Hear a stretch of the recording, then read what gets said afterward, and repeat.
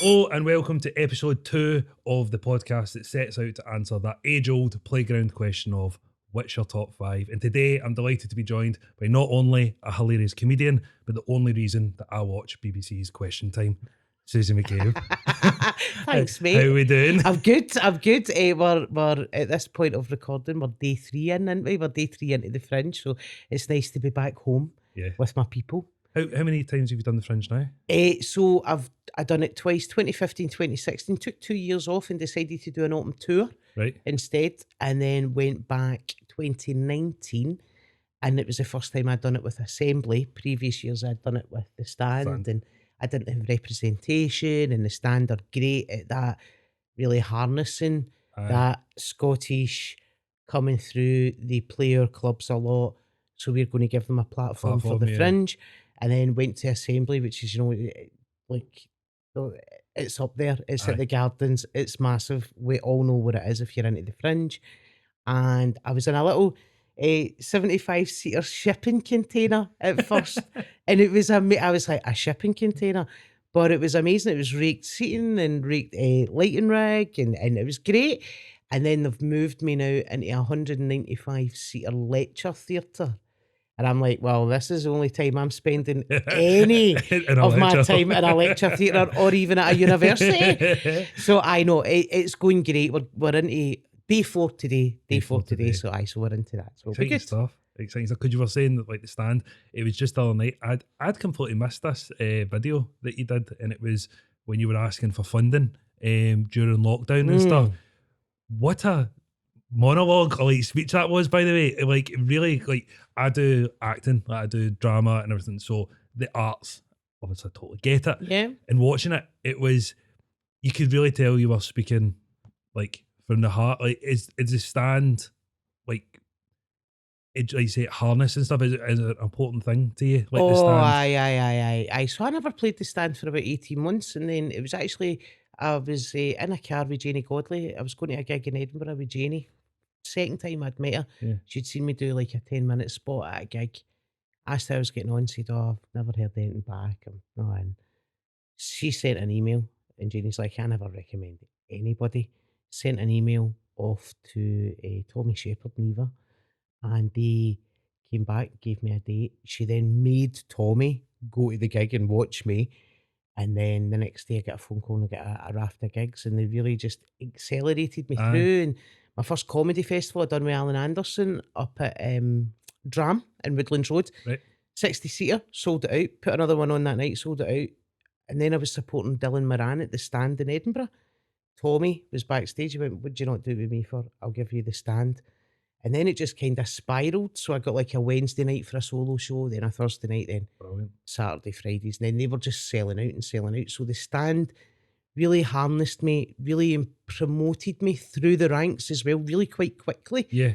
But because I was writing a show every year and doing it at the comedy festival and stuff like that, I was growing as a performer. And they're just great. Even now, if I'm like, I had a big gig at the Kings earlier on this year, I was like phoning Eva and going, "I've got a 20-minute bit that I just need to put legs into." And she'd be like, "I'll put you on in Edinburgh," to deliberately keep me away from Glasgow. Because a lot of the same people would then go. Yeah. And she would just be throwing me stuff, just go and do that gig, and you can't, that level of support, you can't argue with. Do you know what I mean? That's brilliant. So I say the podcast is about top 5s. Yes. And especially because it comes through when you were at school. What do you remember about being asked, what's your top 5 at school? It's always about football, wasn't it? Aye. Football, music, like that was it. What's your top 5? I went to school in the 80s and 90s, so you couldn't have what's your top 5 guys? I'm like Frank McGarvey. Do you know what I mean? I'm like, oh, can I tell this? It's one of these schools with statues everywhere. So it was always stuff like that, where it was always like, what's your top 5? Or like, when you're a teenager. So I was a teenager and Take That went massive. They're like, what's your top 5 Take That songs? And I'm like, I've listened to this album called Definitely Maybe. It's amazing. Because I just was never ever into that. Because I had an older brother whose music influenced me, you know what I mean? I'm like, I read an article or a column you did, and it was the National. It's like 10 things that changed your life. It was an amazing read, and one of the things you said was music. Yeah. Like the influence like your brother like had on you. Totally massive influence on me. He was 8 years older than me. Right. So I was born in 1980, he was 72. So he was a teenager all through that really disturbing height of Thatcherism. Aye. And he left the house at 16 to go and join the forces, and he's still in the forces. Right. But I grew up with like U2. Like I come in here and I'm like, oh yeah, most of these albums I've either got or I've listened to incessantly. And then he used to come home and visit, and he would bring like videos of comedy, like say like Reeves and Mortimer and stuff like that, and albums and this album. And we went down to visit him in Devon when he was posted in Devon, and it was him and his girlfriend and my mum and dad, and they were like, do you want to come? And I was like, no, and my brother went. So my brother had separates, right? So this is like early 90s. And he goes, you can just hang about my room. So your room on a camp is like a little tiny. This just wouldn't happen now. This is all about Madeleine McCann, right? It wasn't like that. I was like an actual teenager. I was going to set myself on fire. And he went, oh, listen to this album. And he handed me Definitely Maybe. And I put it in the player. And see the first time you hear that.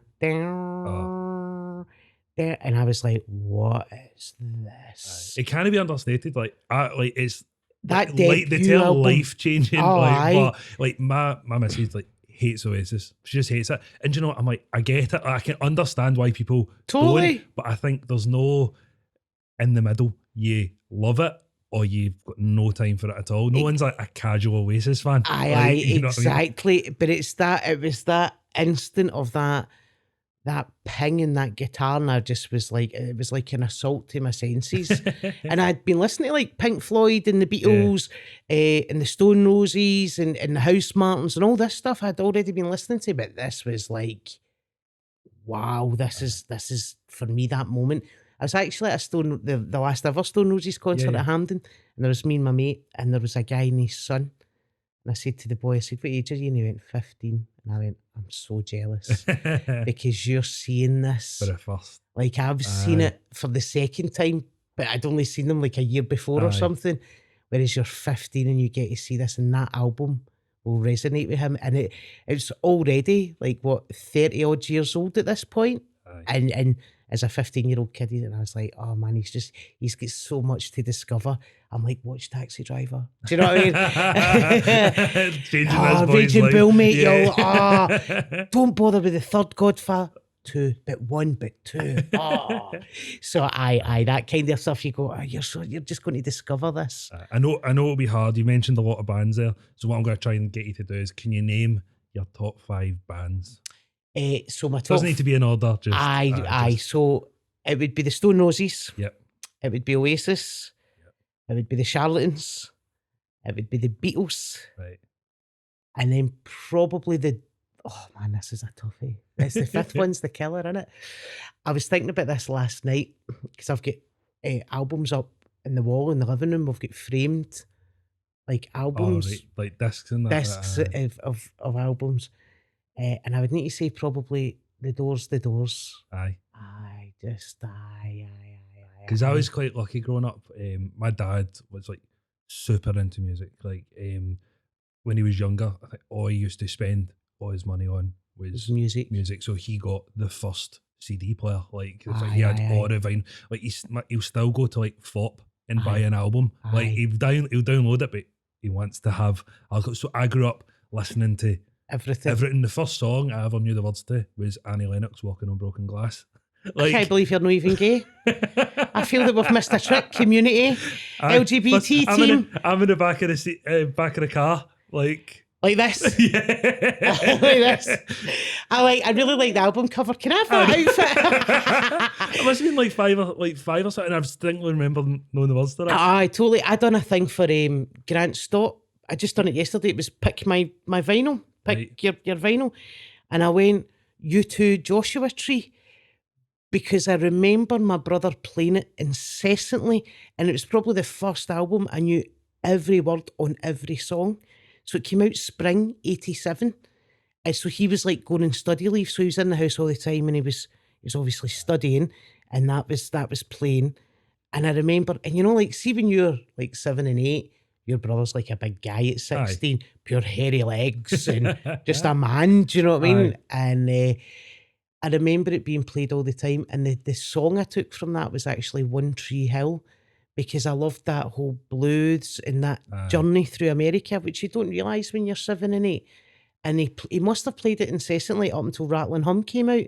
Do you know what I mean? Which, like, that was a U2 I kind of wanted in there, right? But there's that thing where I go, see, after Achtung Baby, I'll leave it, right? Maybe a bit of Europa, but then that's it. I'm kind of done. You're back.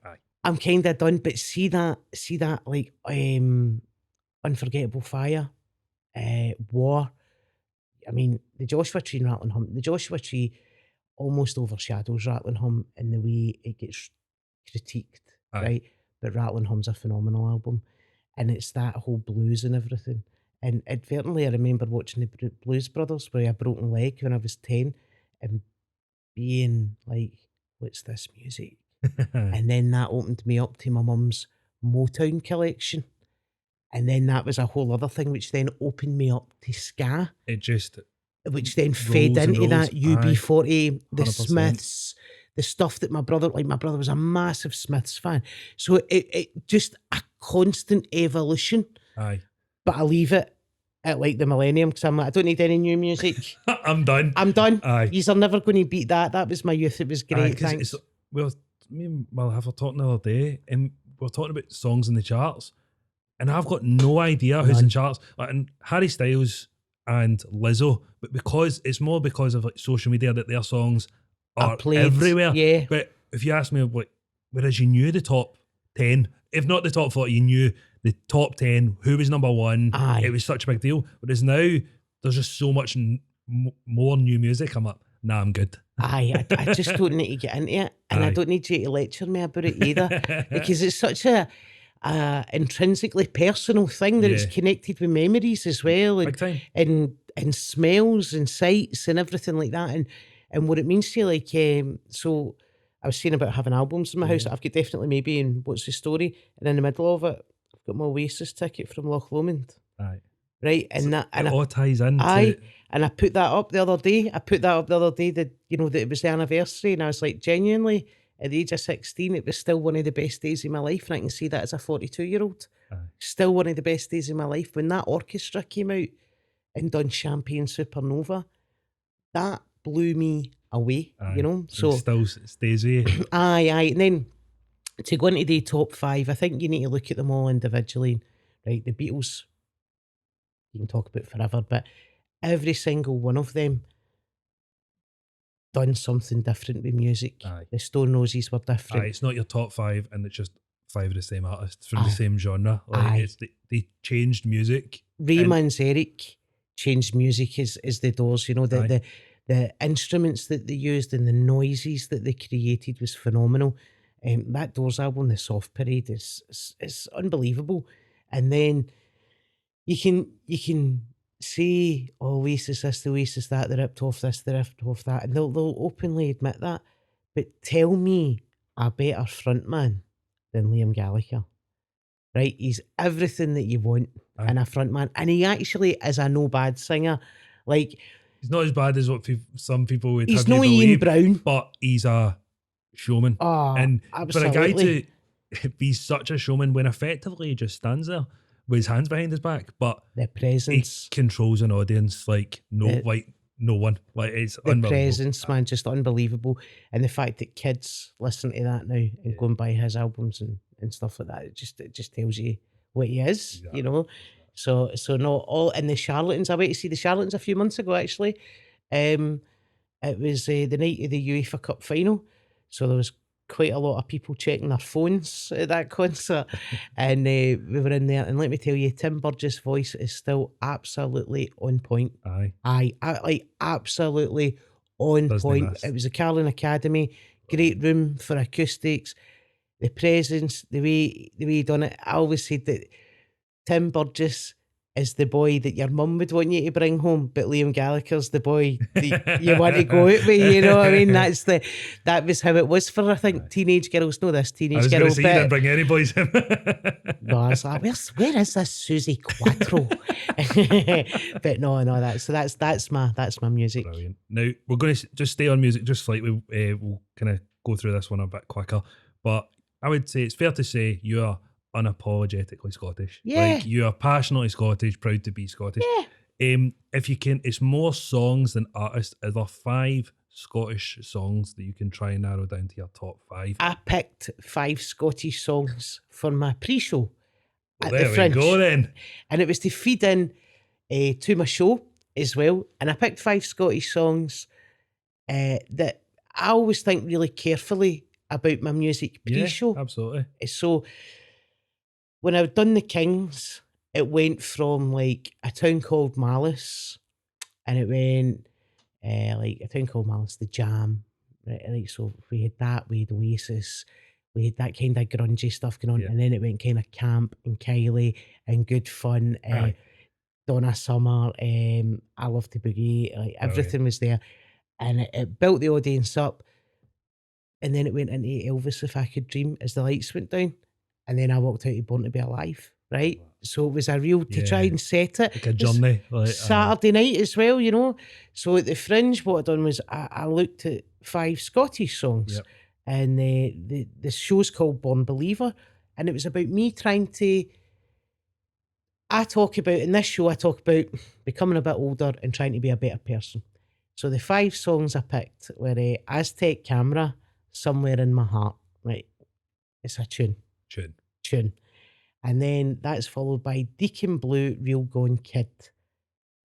Belting song. It's on my list. It's also the type of song that if you've had a couple of drinks at the Fringe and you're like, woo, woo, woo, woo, when you're walking to your seat. It was a toss-up for me between that and Dignity. Oh, always, but Dignity's almost a bit wedding-y. Aye.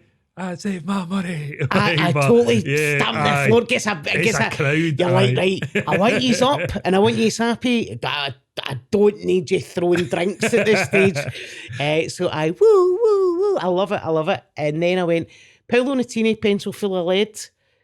Tune again. Great tune. And do you know, I went to see him in concert. I realised I go to quite a lot of concerts. I always don't think I go anywhere because I gig at the weekend. I'm gigging all the time. Gigs all the time.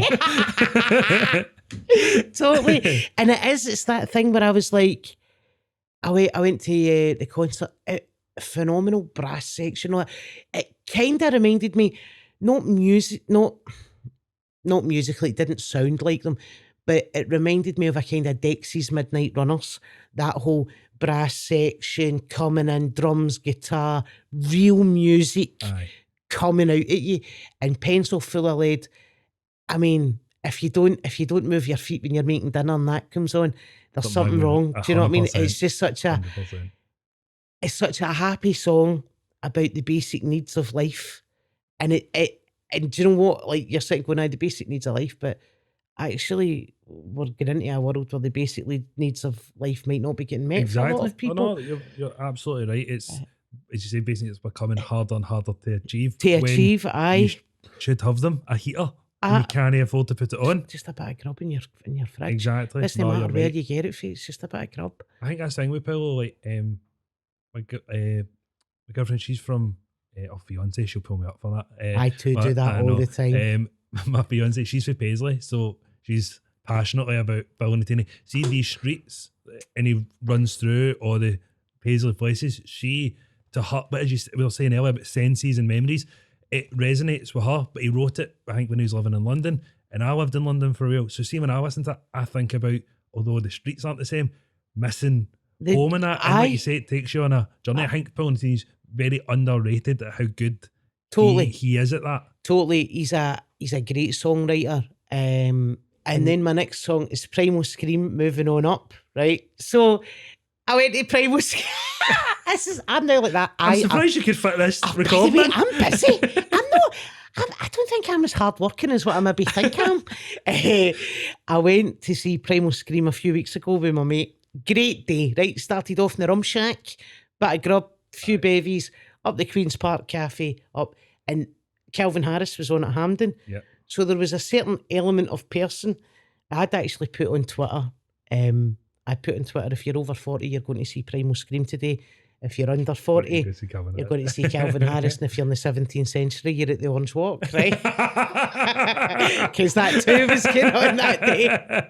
That'll be the hate coming on. But I went to it and it was amazing. It was in a tent, Queen's Park Recreation Ground. Everybody was just having a good time. And we were all of a certain age. And that's not me getting at the youngins, right? Because the youngins have a very different concert and they should have a different concert because they're young. Well, what you had as a concert when you were their age was different to what you were having there. So do you know what I mean? And it was amazing. And do you know, you're just like, I just loved it. And I love that album. And it was phenomenal. And then I've never felt like it was the most chilled concert, but it was great fun, if you know what I mean. Brilliant. And then my last song before I come on to my walk-on music is I'm On My Way. What a tune, man. What a tune. And it's just a real happy, and that these songs kind of represent the show. If you know what I mean. That whole hour starts off with kind of, you know, Aztec camera somewhere in your heart, all the way through to being the better person that the show tries to be. So brilliant. That's why I picked those 5. Because my top 5 Scottish songs are, again, kind of what we said, that none of them are from the same genre. A couple of the same artists. So I've got Sunshine on Leith. Purely because I'm the most jealous football fan. Yes, that fucking 100%. You're like, but you can live with being Hibs because it's amazing. It's a great song. It's a great football song, but it is a great and tune. It's only them that can have it. It's their song. It's their song. No one can adopt it or just have your song, and they're great. And see when they belt it out, you're just like fair play, Hibs, man. Wild Mountainside by Eddie Reader. Yes. Eddie Reader's version of it. Again, my dad, huge Eddie Reader fan, grew up listening to her. So Wild Mountainside. I Wish I Was in Glasgow, the Billy Connolly. But it's like this specifically Billy Connolly's version because it's Billy doing it. You know what I mean? Like, I think Jerry Cinnamon did it, a version of it. And I saw a video of it and it looked good. But I think it's because it was Billy. Like that version. These two, it was what you were saying about Annie Lennox and the LGBT community. All This Time by Michelle McManus and Colourblind by Darius Dinesh. So I went to school with Michelle. Oh, did you? Aye. Me and Michelle went through nursery, primary and secondary together. Michelle, one of the soundest people you can meet. So sound. We've met up for drinks a couple of times with people that we went to school with. And Nicola, my partners, came to pick me up and she's like, well, I run Michelle home because I've got the song ready because I'll duet with her. I'm like, you're not. We got engaged a few months ago and we were talking about what type of wedding. They were like, we're just going to have a small thing. Are we going to go away? Are we just going to have a big party? What are we going to do? She's like, I mean, do you think? And I'm like, don't even. She's like, no, I mean, because I would go up and sing it with her. And I was like, no, you wouldn't. But she could change it to, like, if she officiates, and she could change it like, after all this time, we've come a long, long way. We've waited a lifetime for today. God. That's your vows? That's it. That's your vows? That's it. I'm never Hopefully your fiancé doesn't watch this. I know. I cannot let Nicola see this podcast, man. I'll be like, all your time can be your vows. Oh, my God. We just say it with such amazing passion and heartfelt. Amazing. That's like full gay, isn't it? Like you went right after like the this gay lesbian spectrum. wedding couldn't get gayer. Oh, hold on a minute, guys. Sorry. Because as much as we were lesbians, we really like musicals, Annie Lennox, and thumb rings. Oh, brilliant. So you're at the Fringe and there are 5 songs that you're coming out to. We'll move on kind of more to comedy now because obviously you're an amazing comedian. But I read your first gig was a dare or like a bet, like So I had a friend that I had a friend who had been diagnosed with ovarian cancer, stage 4, and me and another friend were sat in my house with a drink in us, 3 a.m, had a curry, talking about how sad it was. It was stage 4, given 18 months to live. She did survive 3 years. And he said, we should do something to scare ourselves. And I was like, right, can't jump out of a plane. He goes, well, there's a comedy course you can do, and at the end of it, you get a gig. I went, all right. We done it. And we never told anybody we were doing the course. Then eventually went, like, we've done this course. And my mate, Maz, who had the cancer, came to the gig. And it was amazing. Aye. And it was amazing. I done 8 minutes, and then I just kept getting gigs. Did it ignite something? Like, going, Aye. oh, this is not been missing, but oh, fuck, this is. Do you know what I realised? I found something that it felt as if I was good at it. Mm-hmm. Like, I was very rough around the edges. Of course, but when you start any job or any art or hobby, you're not going to be great. Do you know what I away. mean? But I was like, and I remember being in a high for days. It was like, you know, that bit in Train Spotting at Mother Superior's when he takes the heroin. Yep. Right. That's what it was like. It was like a rush. It was like, and I was like, I can do this. I can do this. Yeah, that went all right. Then I got another gig, Not Connected, and I went out and I done that, and I was like, wait a minute. Then I done another gig, and I was like, wait a minute. And then it just spiraled. And it's then a case of just meeting more comedians on each gig. And then they go, oh, I'll give you a gig. I'll give you a Right. gig. I'll give you a gig. Oh, here, do you want to come down and do it? There's no money in it, but aye, great, aye. And then you move very quickly through that. And you start to find your style and where you fit. And then you start to go, other people get wind of you. Right. And then they go, do you want a gig? Do you want to be a middle spot? And you go, right, aye, okay. And you go, all right, so I've got like Big Gary Little's booked me for a gig, right? He's not on the bill, but such and such and such and such. He books gigs and they book gigs, right? Networking, just smash it. Do you want a gig?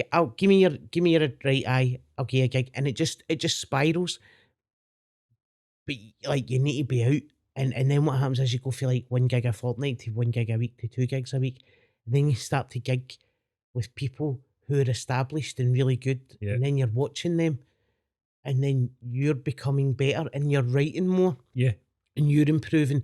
And you're away from the circuit of people who are just starting. Because when you're in that circle, you're potentially not getting any better. Oh, you are getting better because you're getting stage time. But the people you're watching are also of the green same, and learning. And so you're not going, oh, I'm going to not use that, but like, I see that. Oh, I can take bits of that. I can see what they've done there. Yeah. I can see how they flipped that joke. And they've come back to the beginning. Yeah. Whereas if they're learning, if you start to work with people who've been doing it for 10 years, then you're like, if you're an apprentice and your journeyman has been, he's 55 and he's been qualified since he was 20, you're going to learn a lot, and he'll be really patient with you as well, because he understands that you're learning.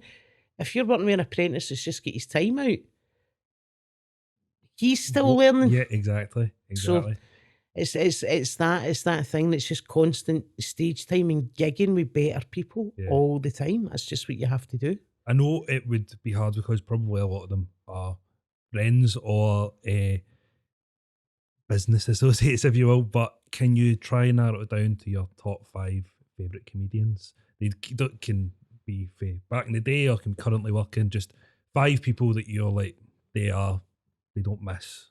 Aye. Okay, so number 1, Connolly, right? Because it's just a given.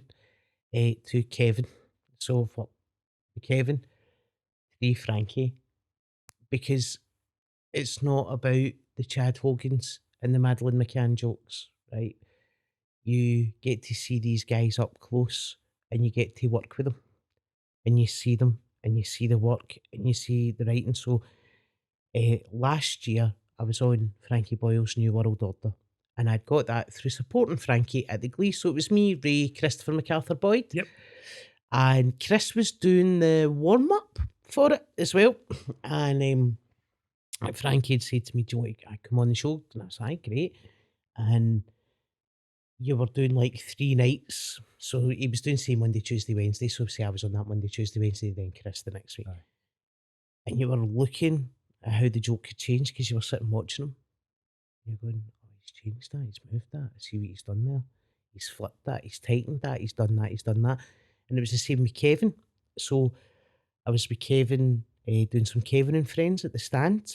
And so obviously he's running out material and running out, and you're watching the material go from inception of 2 lines to 8 lines to 10 lines. Aye.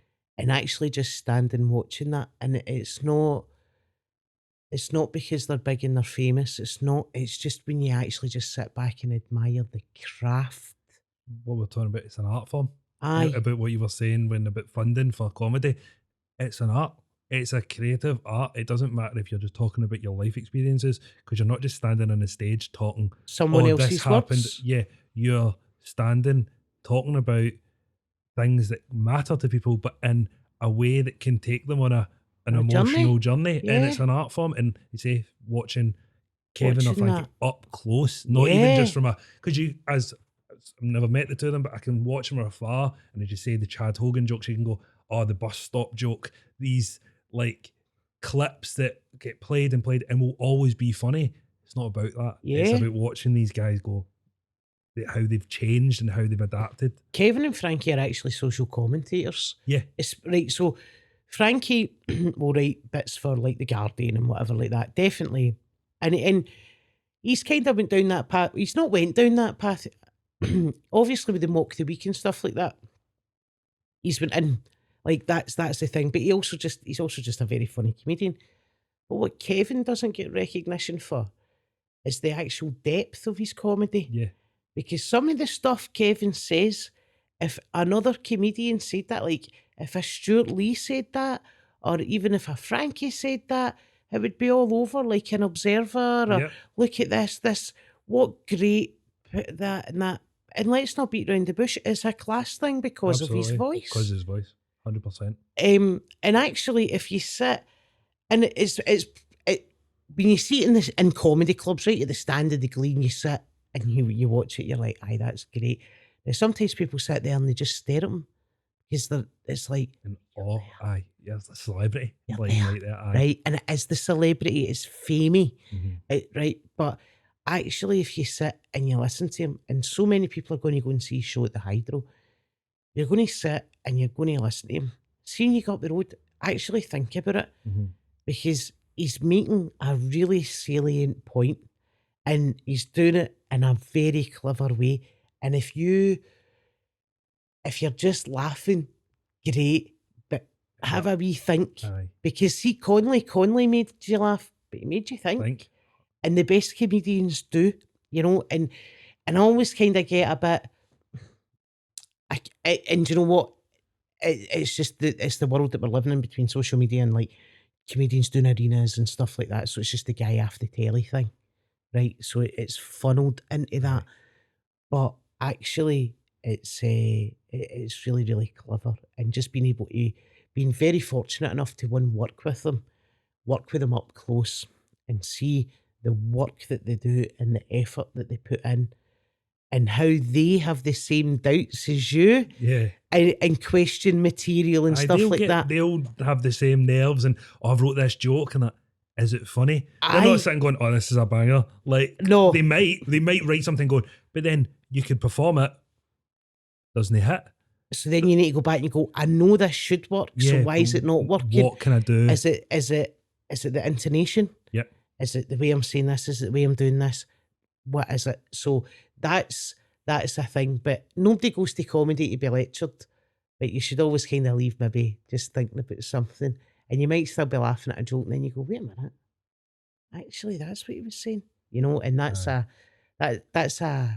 think that's just a great thing to be able to do. Yeah, do you know what I mean? Kevin, for me, what I look at about him is, I think there's only about a year of a difference. I think he's like 34, and I'm 33, and we went to a similar school with statues. And I look at him, and when he talks, I'm like, you've lived a very similar life to me. Yeah. So it's not just you're funny. I'm like, I get this so much. Like, it's as if some parts I'm like, this happened to me, and I know there's so many more people in their early 30s or to late that are like, or even younger, they're like, this is my life. And you say a class thing, it's like Glaswegian, but for whatever, it works elsewhere. Yeah. It goes down to London and it works. Because it's also a class thing, which is universal in this country, unfortunately. Do you know what I mean?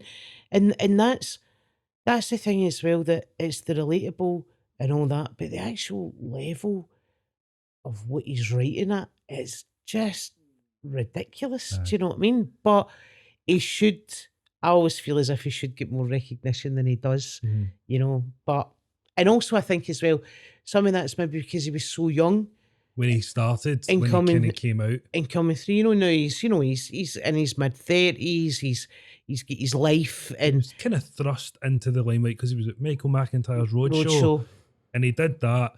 It was like through in Edinburgh, and he did the bus stop joke, as I said earlier, and it just Went mental. like mental. And people will have known of him through gigs and smaller gigs, but he was young at that stage, and he was Aye. just thrown Aye. into this. But also, people are now like protect him, like he's ours, Aye. and we will support him. Yeah. Yeah. All the way and to we, the and we top. do that. We do that as a country. Yeah, anyone kind of comes good. So what we're saying, said Connolly, Frankie, Frankie, Kevin. So Alan Carr, right? Alan Carr, I remember Friday Night Project putting that on, and I would just watch it because Alan Carr just made me hibble. Aye. With hibble with laughter. I went to see him. About 3 weeks ago. He was in the Kings. Why did you say the Friday Night Project? Because there wasn't many like Things comedians like or that. guys like him, No. especially like so just unapologetically him on Aye, the telly, aye. and it was great to see. He just makes me laugh because he's got a funny face, and I always feel, and it's like right. So here's the Kevin thing as well. So, like, I always feel, because sometimes comedians are not funny off stage, right? You're like, how are you even managing this? But I always think, and we kind of have a laugh about this, where we go, if we worked on a site together, because I used to be a Sparky, Yep. we'd still be pals. Aye, Do you know what I mean? You'd meet after the football for a few bevies, right? Whereas I'm like that with Alan. Oh, if he worked in Delmonico's with me back in the late 90s, what a riot we would have been absolutely sacked. causing it. I just totally running about with a bottle of poppers and bras on her head, you know. And I read his book, and so I got it like Christmas Day, say like 2009, and it was read by Boxing Day lunchtime. Aye, Because I just laughed and laughed and laughed and laughed. Like, actual, I need to put this down for a I'm minute. hyperventilating. And I done a gig with Tom Allen a few weeks ago. I was down in London doing Fringe previews, and it was me and Tom in a double bill. And I was talking to Tom, and we were just generally talking. He's like, I think Alan Carr. And I was like, yeah, totally. And it's that thing that you're going, well, he done what he done. And that kind of makes it a wee bit easier for us. Yeah. As what always is the way when you are within a minority group. And Alan Carr just, like, honestly, he just makes me laugh with his nonsense, because I just think we'd be pals. Yeah. We'd just be pals, having a riot, going, I'm not going out, I'm skint, right? Half an hour later, do you want to go for a jaggy water? Aye, all right. One then. And just out and just having a laugh. He's just incredibly funny. Funny face. He's a great clown. Aye, really good. It's because, like you say, even his chat show and stuff, it was such good because you see people relax around him and stuff, and wants a drink with him, and like you say, you could imagine being his pal. Aye, and totally. Just having a hoot. Do you know? And he comes across as a really good guy as well. Amazing. And your final one in your top 5 comedians. See, this was really, really hard, right? The last one's always the killer, because you're like, well, there's nobody else I can really go to here. But I watch this, and people watch this will be like, oh, he was a rip-off of Bill Hicks. I remember watching on those videos that my brother would bring down the road or buy when he was here, whatever. Dennis Leary, No Cure for Cancer. Oh, he's a Bill Hicks rip-off. All right. It doesn't matter. That video I watched over and over and over again. Rewound it. Start again. Aye. And my brother would see him come down the road, and I'd say, go bring Dennis Leary, and I'd sit and watch it. And it was just a fag, an ashtray, a stool, a drink, microphone, guy in a leather jacket. Whether you think he rips off Bill Hicks or not, I don't care. That's of a time for me. And it's just incredible. Just that, like, it actually talks about when they banned smoking, this is like 1993, and he's like, what's the rule now? In your own house, under a duvet with a fire extinguisher. And I'm like, that's pretty much where we're at now with smoking. Yeah. He basically foretold the He future. knew what was coming. He could see it happening. So yeah, no, it just a real thing. Like music takes you back to a certain time, and I could still sit and watch it and still sit and laugh.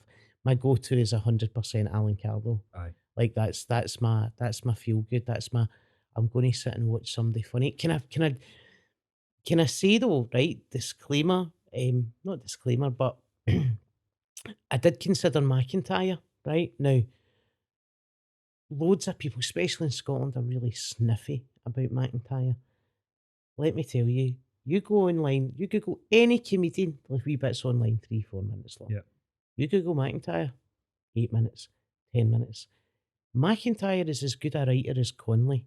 But here's the thing that McIntyre's got that Connolly never had to do. He's dealing with audiences with a shorter attention span. So he's got to try and keep them. So but if you sit and listen to classic Connolly, like LPs and all that, count until the first joke.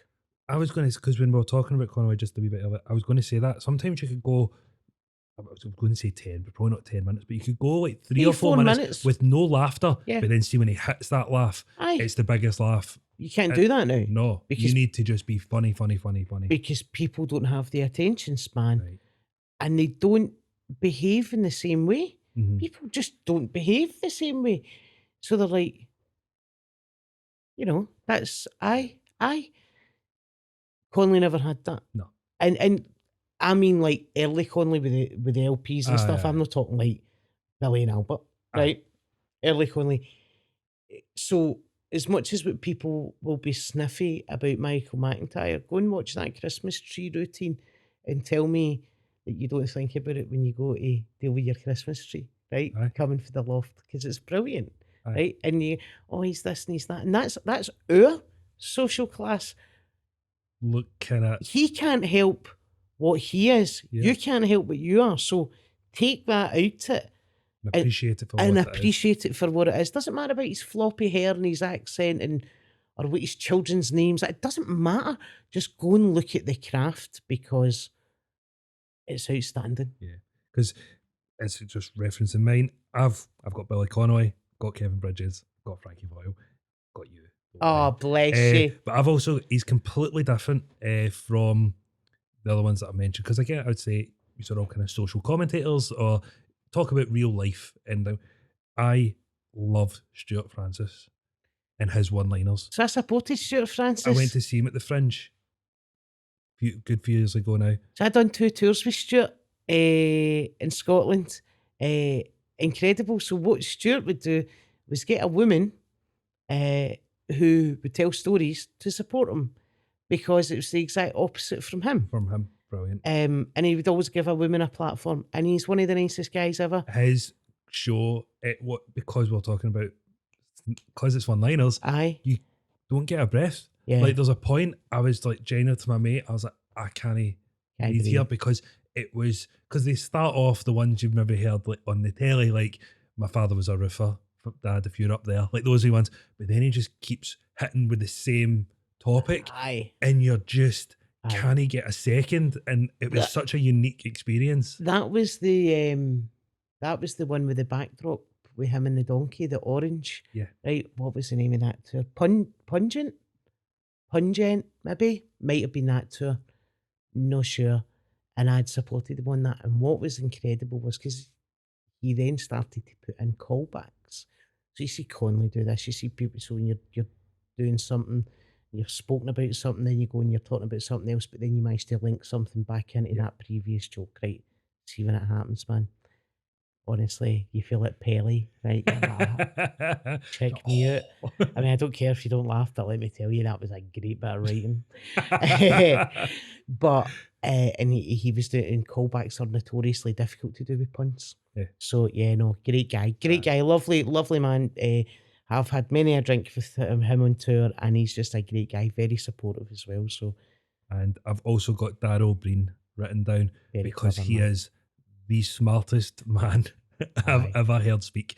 His comedy, like you can't allow yourself to get distracted with No. his, because if you do, you miss something. Because he uses big words and he talks about quantum physics, and we'll talk about this, but in a very funny and relatable way. But his is more so he's not trying to keep you. He's like, if you miss that, it's kind of on you. So when you go, I've seen him live twice, and it's because you're in the room and everyone's like listening, because 9 times out of 10, most of the people will have seen him live before or seen some of his stand up, and they all know I need to pay attention here. But that's also the key as well. Like, there's something about when you're a stand up, a lot of people hate the silence. Yeah. I actually quite like the silence, because the silence is you controlling the room. Like, see, when you look out and your audience, like, so where I'm just now at the Fringe has got it's a lecture theatre, so it's got a plinth in front of it, like where you would put your notes, and you see people, like, as you're telling a story. So there's a bit where I kind of talk about my parents being quite ill, and it's quite a somber bit. It's literally for 30 seconds as I set up a gag, but you see people like really honing in that, and that's a great thing. Like, you feel a bit like a conductor of an orchestra, and then you get that payoff as well. Yeah, and it's just it must be like a wave of noise. it's amazing. It's amazing. It's amazing. Now, you obviously said you worked in Delmonico's, which leads nicely on to my next one, and it was your top 5 either pubs, clubs, or bars in Glasgow specifically. So I love a boozer. Aye. Right, I love a boozer. So Dells in the Polo will always have a special place in my heart. It's where I grew up. It's where, when I was rejected at a time when that was still quite common practice, they kind of took me in and looked after me. I made friendships there that I've had for the rest of my life. So I'm going to link them as one. Right, yeah. Dells and You would Polo. tend to go from one to the other. Aye. It was just a feeder, So and I've many a night that I don't want to remember in the Polo, many a mistake made in the Polo, many a decision I go, oh, I should have had that last shot. We were having an after show party at one of my college shows, and we were having it in Delmonico's or at the Polo, one of the two, I'm not sure. And I walked up to the door of my mate, because we were just a bit laggy, and they're like, nah, not tonight. And we're like, oh no, we've got, and they're like, nah, sorry boys.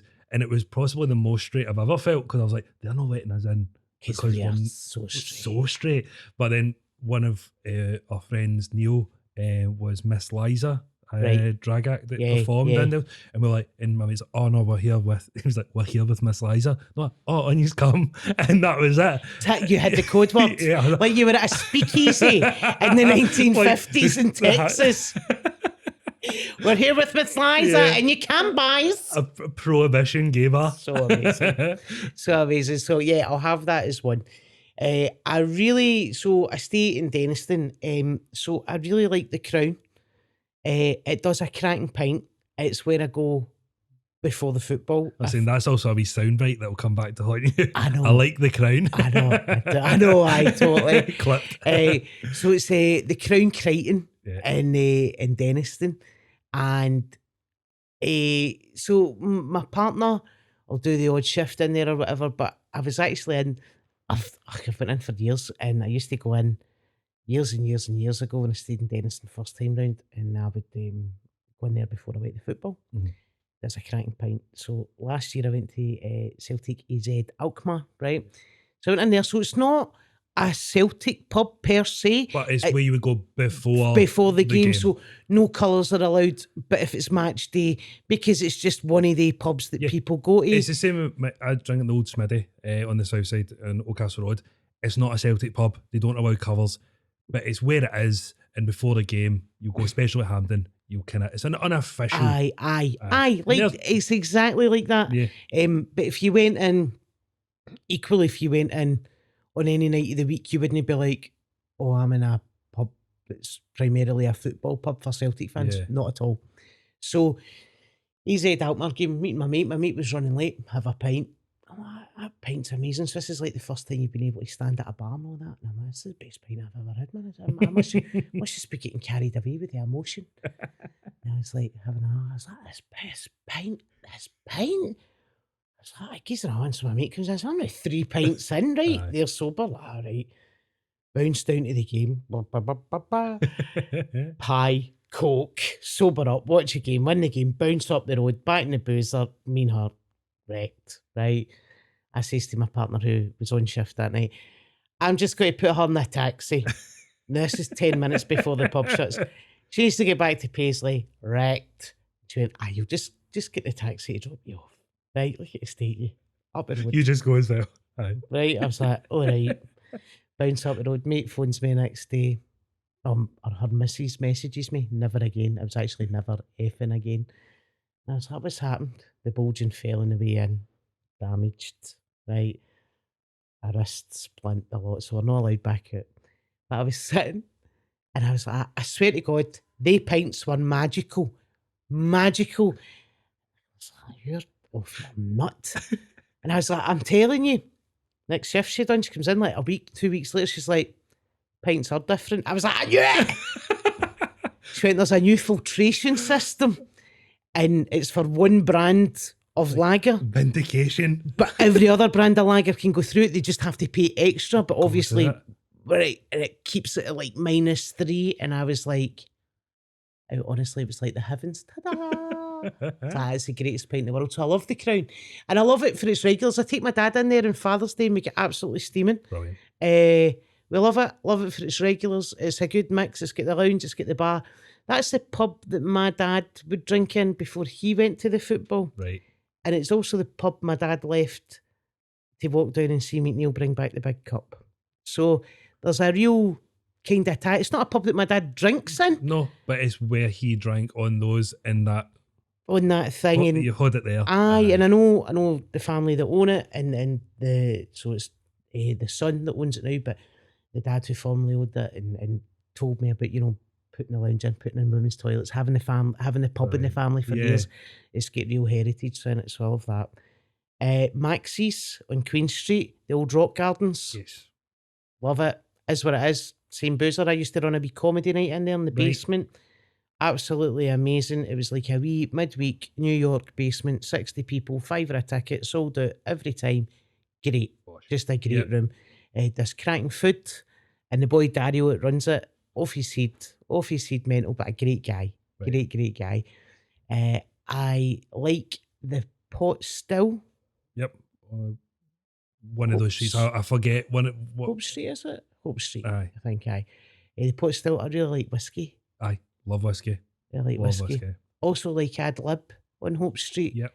They are really big in their Northern Soul music, which I'm right into as well. So, and their food's amazing. And the pints are great. It's really cool. It's really chilled, and it's a real mix of people. That's why I like a boozer. Same. Don't like clubs, and it's not like I'm too old for clubs. I just don't. I don't enjoy them. I like, as my cousin would call them, plubs. Like a pub club. Like it's a downgrade. It's just some music on. You can sit, have a drink. If you want a wee dance, maybe later there's a wee bit. It's not a club because they're not for me. But I love boozers. Like just Bob's talking about like good pints. There's the Titwood. Titwood is a good pint. They must have this filtration system thing because see their pints, nectar. It is unbelievable. Same pint I've had in the pub next door, like the Alley Arms or something like that. Great pint. The Titwood, whatever they do to their pints. I'll tell you, I'll not brand it, right? But I'll tell you what they're doing, and let me tell you, it's amazing. So good. So good. I've also got down purely because it's a shithole, but I love karaoke. See Cosmopol. Fair dues. What a night out in Cosmopol, by the way. Fair dues. What a night out, because I just love a karaoke. Aye, that's fair dues, man. Who doesn't? That's it. So what do we say there for yourself? You said, I think you named it. So Dales and Polo. Dales and Polo one. Wrapped as one. And then we went Crown. Pot Still, Maxie's. So still good. And then Ad Lib. All solid good choices. Now on to our final top 5. And you've mentioned a couple of them actually, so it'll tie in well. But as I said, you're very proud to be Scottish. Yep. You are, as I said at the start, BBC Question Time. It's not, if it's I know they're going to be talking about something that I'm interested in. Not that I'm not interested in a lot of things, but I won't tune in a lot. And I watched the episode you're on because Scottish independence, whether you're for or against it, Yeah. it's something that could Should be potentially change. discussed. Yeah, openly and honestly. And I think when you were on it, that's what resonated so much because you talked about it openly and honestly. You weren't there for sound bites. No. And you weren't there with politicians just trying to get their checklist of I need to say this, I need to say this, I need to say this. And that's what made it so good to watch. It was really, I think we share similar views on it, but a lot of people obviously won't. But I would much rather listen to someone like yourself who is going to talk about it honestly than a politician. I really would. I think that's all you can do. Thanks very much. But I think that's all you can do. And even people who didn't, like people I know who are like unionists, Yeah. right? They messaged me and they were like, fair play, mate. Thought you made a really good point. I'll not agree with you Yeah. and I'll not vote for it. But you made a good point. And But I'm like, that's what needs to be. That's what the discussion needs to be. that's fine. And I think as long as you're honest with people, people will respect you. I think if it comes from your point of view, they'll not agree with it. No. But if you're honest, that's all you can do. And if you don't like me because of my political views, I'll not just be my political views you don't like. Yeah. You'll not like me because of my sexuality. You'll not like me for the faith in which I was brought up in. You'll not like me for the team I support. You'll not like me for being a woman. So there's someone's like, I really like her, and then find out you support independence, but I don't like her anymore. It's not a singular issue, thing. you know. It's just a thing. So, and that's okay. We are all okay to have our own views on it, you know. And I just very much think we should kind of promote that. And do you know what? We don't need the misogyny. You know, we don't need that whole thing going on. Just deal with it, talk about it, think what your thoughts are. What I really enjoy is Scottish people who haven't lived here for 30 years telling me, no, you shouldn't be doing that. Is that right? Aye. No bother. But I sometimes need to come up the road for work. All right. Sound. I seem to be paying more tax than you because I'm in a different country, paying more tax, which I've got no problem doing, but you want to be relaxing there. So, yeah. So that leads on to this. Can you try and narrow it down to your 5 favourite things about Scotland? So I'm not a kind of flag waving patriot. No, not at all. I never have been. I don't know Burns. Yeah. Right? I'm not somebody that's sitting listening to folk music of an evening. Yeah. I'm just of my city But and of my country. Your Scotland. Yeah. And it's. I'll tell you about my Scotland the other week. I was out at a crazy golf thing. So my first thing about Scotland, this is 100%, is the people. So I was out playing crazy golf with my partner Friday night. We're having a wee date night. And it was really busy. And there was a couple behind us. And there was clearly transitioning going on with someone, male to female trans. Clear as day. And they were the couple behind us. And then I heard a North American accent. And we got chatting because I was kind of like, right, I've got your back here, big yin, because if anybody kicks off, I've 100%, you've got honours. And he said, where are you from? Oh, Canada, right, chatting away. You know what it's like you're pure watching each other's shots and all that, ain't you? Because I'm like, because, you know, my partner, she's out measuring angles. I'm like, you know what I mean? She needs a protractor. Who comes to crazy golf with a protractor and a compass? So checking the wind. Aye. So we're down, we're chatting away to them. Oh, we live just outside London. Great. We've moved. So they moved to North East Scotland. Right. How's that? Aye, it's great. Friends, our kids made friends really quickly and all this stuff. What's great? Nobody looked. Nobody said anything. Nobody done. We're just down for the weekend. We love it here. All right. What will we do tomorrow? Mardi Gras tomorrow. We should go to that. We're going to see a friend's band. All right, we're going to see a friend's band. All right, we've got dinner booked then. Well, I'll tell you what, here's all the gay bars. Put them on your phone. Great. Give us a message if you want to meet up. We'll be out. Sure enough. Message Nicola. Met them for a drink. First time they'd seen a march, or first time they'd been in a march. Yeah. First time they'd been in a gay bar. Everyone's so friendly. They got past George Square. There was like 40 Christians. It seemed 40 Christians that have been there forever. Oh, nice to see you again, Margaret. Aye, how you doing? And they were just like, we love Glasgow.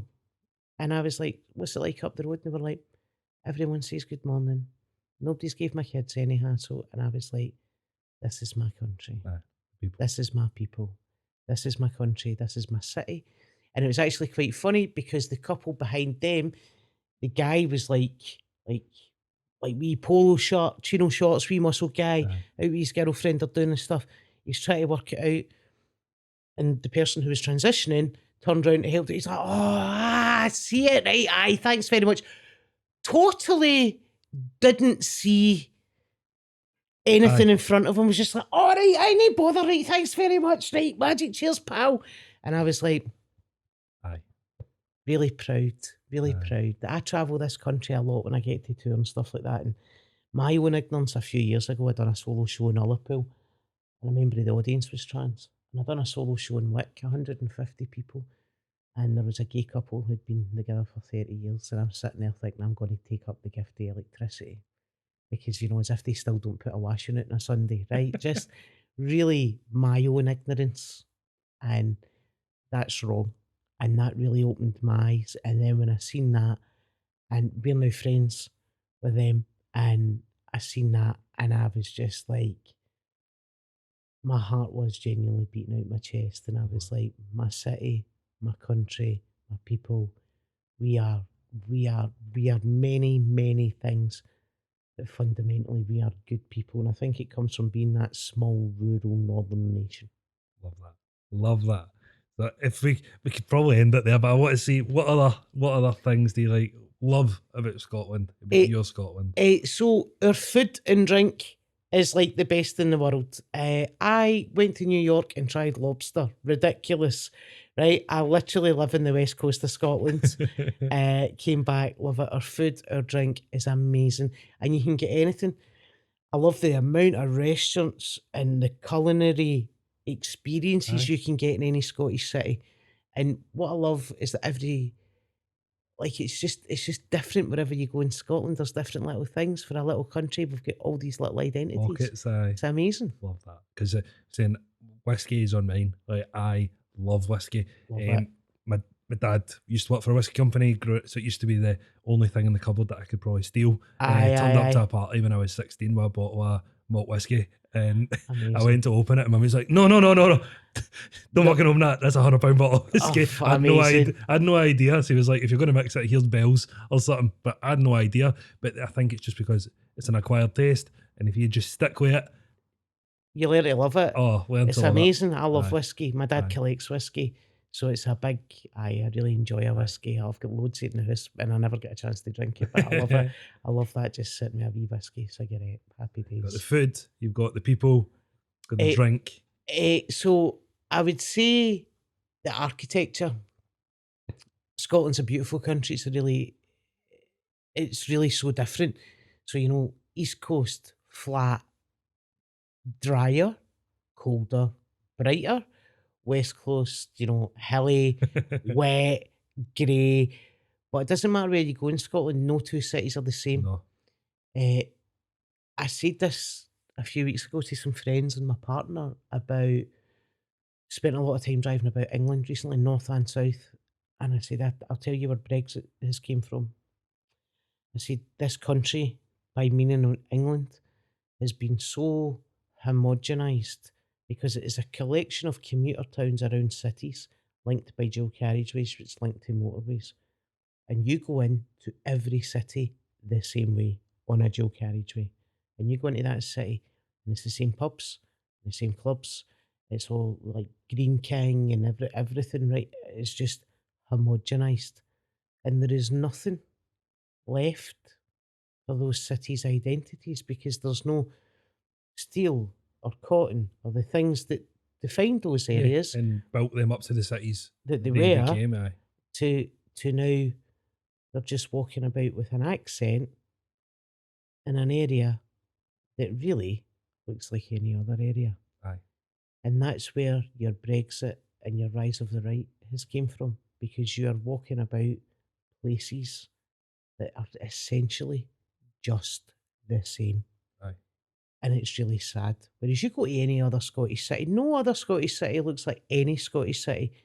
They're all different. All different. Yeah, we have commuter towns. Aye. But like it, so if you look at our biggest city, Glasgow, the conurbation of Glasgow, massive. Seaside and farmland, either side of it. Yeah. Hills and mountains if we go out west. Yep. Hills and mountains if we're going south towards the border. You go Edinburgh, Fife, entirely different. Fife in itself is a massive pocket of different areas. Dundee, probably the closest you'll get to Glasgow with regards to city with 2 football teams. So sociologically, we're the same. Irish immigration, a river running through it. Aye, very similar. Docks, industrial. Yeah, exactly. Inverness is like a northern European city. You know, you go to Inverness in the winter and you could be in Prague. You walk along that, it's beautiful. Aye. So you go to Stirling and it's beautiful. Gorgeous. Gorgeous. Alva, Alloa, all kind of round about. Aberdeen gets that rep of being like, oh, the granite city, but it's a good night out. Like it's good pubs and it's lively because it's big. People are very proud. 2 universities. Yeah, very proud to be from Aberdeen. Aberdeen, that. For about your fee, Nat. So yeah, I think that's the thing. You know, we are, and we've gave so much to the world. See for a little country that's a pimple in the arse of Europe, a wee northern European country. There's 6 million of us. There's not a lot of us, really. Yeah. So a lot of the land is uninhabitable. Yeah. The islands are beautiful. The islands are stunning.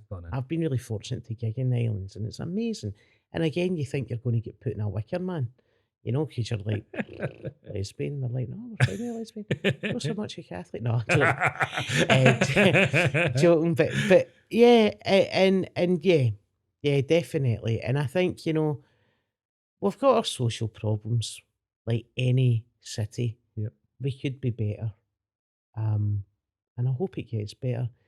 Our generation might get a wee bit better for us, but really it's for the kids coming down the line. Kids coming down. Because I've got a wee boy. He's just coming up for 6 months. Funny enough, named after a Scottish island, Col. Nice. But we spelled it differently because at the time I had long hair and a big beard, so we spelled it Kol, which is the Viking spelling. So it's steered into the Viking heritage. But is there one more thing about Scotland? So you give me 4. There's like one final thing that you love about this country.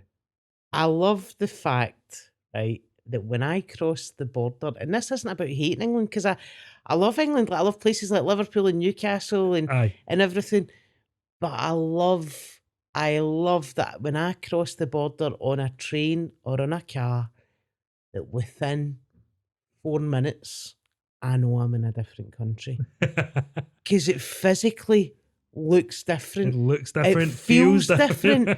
It's just the bizarrest thing, because ultimately we're on the same landmass. Like when you cross from England into Wales, there's no real kind of differentiation. But as soon as you cross that border, literally within minutes, you're like, yeah, this is Scotland now. Yeah. You know, and I love that. I love that feeling of home. When you drive up to that sign, you're like, oh, hey! I love it. But you know, probably the biggest thing would be the fact that I get to do my job because Scottish people have supported me doing that job and got me to this point, primarily because it's Scotland that I've toured in. It's Scotland, do you know what I mean? And I'm moving, you know, closer and closer to gigging away from home, and I'm doing more and more of that, and that's great, that's fantastic, and I love it, and I love going to London doing all that. But yeah, we're really loyal to our people. Like, if you're good, I support. They're not going to be at every gig, that's impossible. But they'll come to your big gig, they'll come and see you at the Fringe. We really nurture our own homegrown people, and we really we find affinity with them, and we protect them, and we treat them right. We don't try and build them up to pull them down. Yeah, it's because I would say it's like when I did drama at school, I got slagged rotten for it.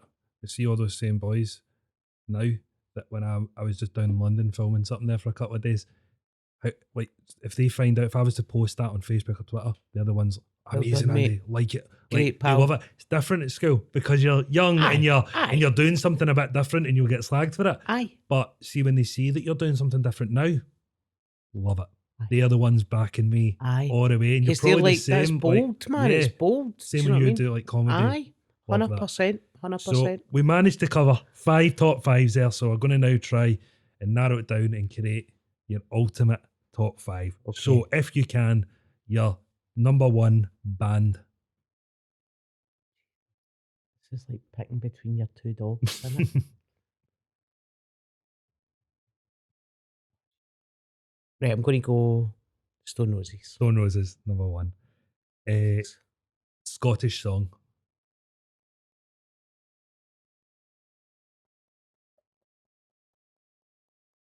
It's going to be moving on up with Primal Scream, because I think it's ultimately, there's something quite collective about that. Like, you can have it's not a personal thing, it's about a togetherness. Love that. I think I know your answer to this. Pub, club, bar. Go Dales. Comedian. Conley. And finally, I think I know your answer for this. You're Scotland. People. Always Love good. that. Thank you so much, No, Susie. thank Had you. great chat. Thank you everyone for watching. If you could like and subscribe, all the information will be in comments below. So thank you so much. And again, Susie, thanks very much. Cheers. Cheers.